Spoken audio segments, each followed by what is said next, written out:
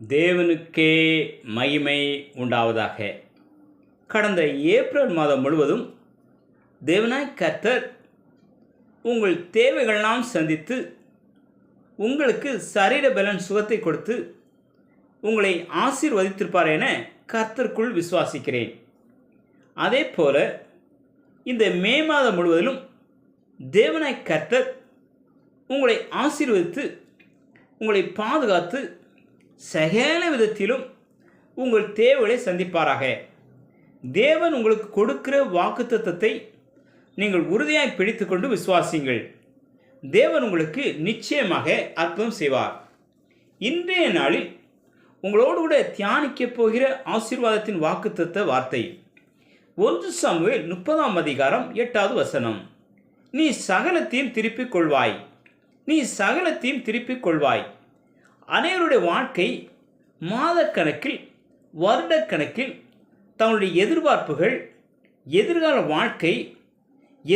வாழ்க்கையின் தேவைகள் இன்னும் நிறைவேறவில்லை என நம்பிக்கையற்ற நிலையில் உலகில் அநேகர் காணப்படுகிறார்கள்.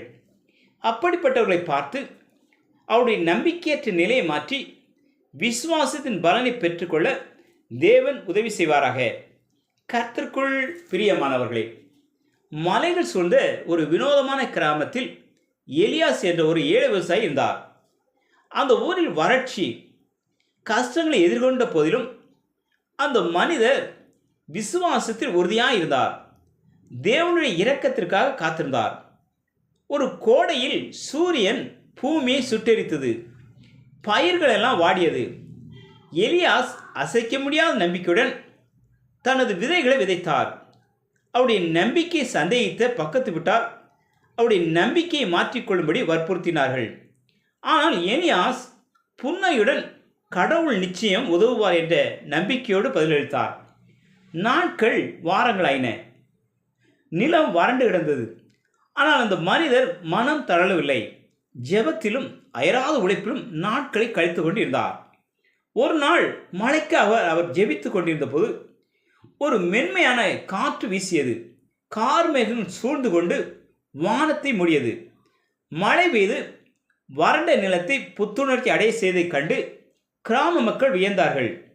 எலியாசின் வயல் செழித்து முன்பு இருந்ததைப் போல் அல்லாமல் ஏராளமான அறுவடை தந்தது. அவருடைய ரகசியத்தை பற்றி அங்குள்ள மக்கள் கேட்டபோது எலியாஸ் வெறுமனை கைகளை மேலே நோக்கி காட்டி தனது வலிமையின் ரகசியத்தை ஒப்புக்கொண்டார். எலியாஸ் நம்பிக்கையின் அடையாளமாக மாறினார். அநேகரை நம்பிக்கைக்குரியவராக மாற்றினார். தேவன் அவர்களுக்கு எப்படிப்பட்ட அற்புதங்களை செய்திருக்கிறார் என்று பார்த்து கொள்ளுங்கள்.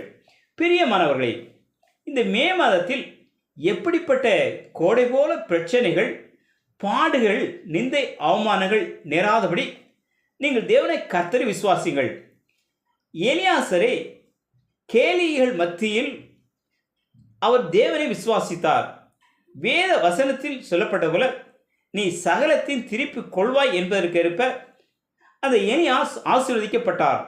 நீங்களும் இதை கேட்கும்போது தேவனை கர்த்தர் மீது நம்பிக்கை நீங்கள் வைக்கும்போது உங்கள் நம்பிக்கையின்படி நீங்களே ஆசீர்வாதம் பெற்றவராக தேவன் உங்களை மாற்றி உங்களை ஆசீர்வதிப்பார். தேவன் தாமே உங்களை ஆசீர்வதிப்பாராக. ஆமேன், ஆமேன்.